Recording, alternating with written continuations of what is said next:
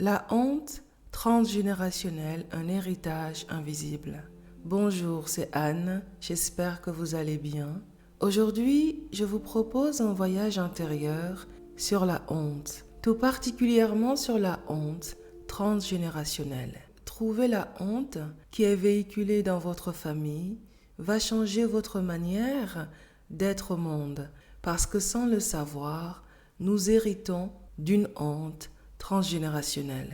Nos comportements, nos croyances, les hommes et les femmes que nous choisissons vont venir refléter si cette honte existe encore ou si nous en sommes libérés. Le livre Héritage invisible, un livre que je recommande, raconte le cas d'un diplomate français à l'étranger qui sera filmé 2 fois par les caméras d'un club en train de voler une bouteille de vin. Cet incident est rapporté à son ambassade et les conséquences sont pires mais salutaires. Mis à pied pendant plusieurs mois, cet homme revient en France et en parle à son frère et à sa sœur. Son frère, psychologue, décide alors de mener son enquête. La fratrie apprend alors que leur père avait aussi commis une fois un vol, mais seule leur mère en était informée.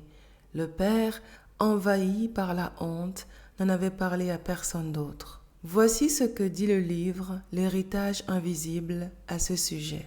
Dans cet exemple, on voit bien comment la honte, soutenant ce secret, s'est transmise entre les générations. Alexandre a répété quelque chose qui ne lui appartenait pas, car la logique même du secret de famille est de se répéter jusqu'à ce que la vérité, c'est-à-dire la lumière, soit faite. L'auteur du livre ajoute que, selon de nombreux psychanalystes en effet, un secret est indicible à la première génération, innommable à la deuxième et devient impensable à la troisième. Heureusement, grâce au vol d'Alexandre et au travail sur lui-même, le secret a pu être révélé, ce qui a brisé la chaîne du silence.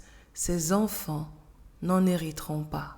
La honte est un sentiment qui mérite vraiment d'être exploré, parce que derrière cette honte se cache aussi notre potentiel d'épanouissement, notre potentiel de succès, quelle que soit la forme qu'on veut donner à ce succès.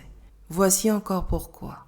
Dans une interview avec Oprah Winfrey de Melody Hobson, femme d'affaires américaine, co-CEO d'un fonds d'investissement de plus de 14 milliards de dollars et récemment auteur du livre pour enfants Priceless Facts About Money, Oprah lui demanda ce que pourrait faire un parent pour aider son enfant à bâtir son intelligence financière. Au cours de cette conversation, Melody et Oprah discutèrent de la honte qu'elles avaient ressentie toutes les deux pendant leur enfance à cause des difficultés financières de leur famille. C'est alors que Melody répondit qu'au lieu d'enseigner à son enfant, il était plus important de le montrer, de l'incarner en action.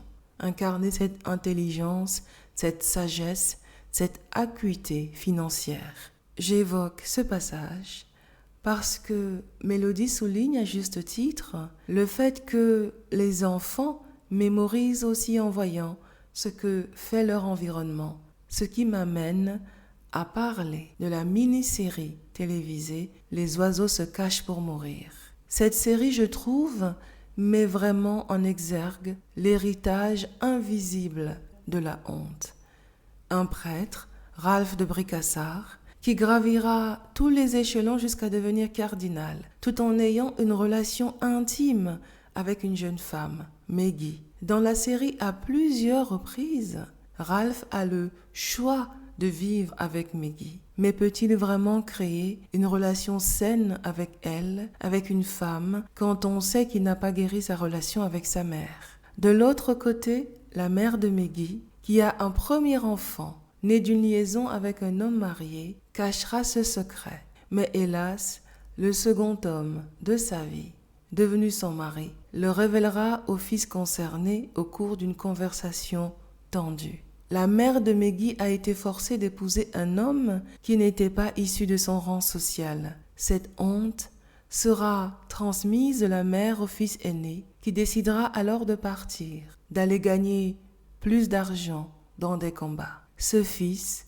qui critiquait souvent son beau-père, y compris devant sa mère, en raison de multiples grossesses de cette dernière, s'effondrera en se rendant compte que c'est à cause de lui, c'est à cause de sa naissance, que le destin de sa mère avait pris un virage déplaisant à ses yeux.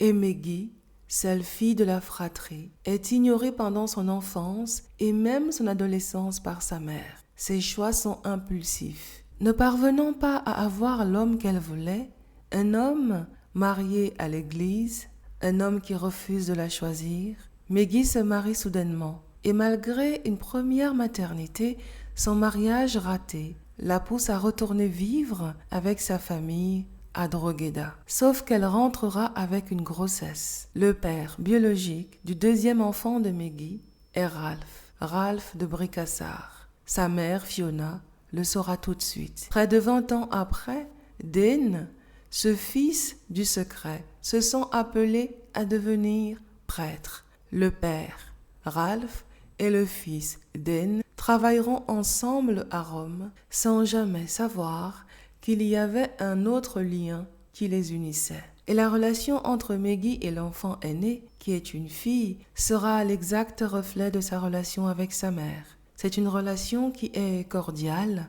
sans plus. Pas de sororité au féminin, pas de transmission du féminin et du féminin sacré. Ce que le départ de Frank, premier fils du secret et frère favori de Meggy, n'a pas su ou pu faire, la mort de Dane, deuxième fils du secret dans la lignée, le fera. Le dévoilement de ce secret dans la famille par Meggy à Ralph, devenu cardinal de Bricassart, aura lieu. La mère de Meggy suppliera Meggy de parler à sa fille Justine pour l'empêcher de commettre une erreur, c'est-à-dire incarner à son tour la honte transgénérationnelle.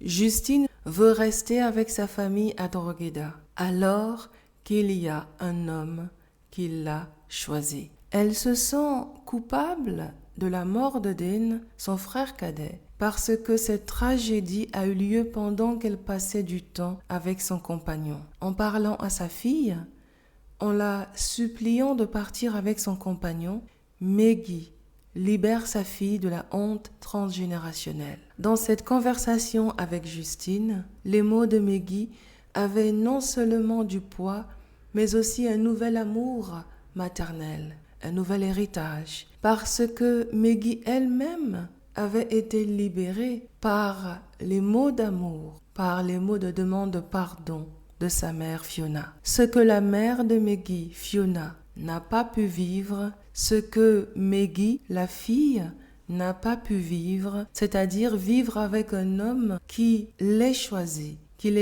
ardemment, avec engagement, Justine, qui est la petite fille de Fiona et la fille de Meggy, pourra le vivre. Si on tourne le dos à la honte, sans la traverser, on risque de se contenter de miettes de joie, de miettes de présence, de miettes d'amour, comme Meggy dans sa relation avec Ralph de Bricassart. Le courage, l'amour de soi, le respect de soi, la valorisation même de soi, c'est aussi s'autoriser à ne plus choisir ceux qui ne nous choisissent pas.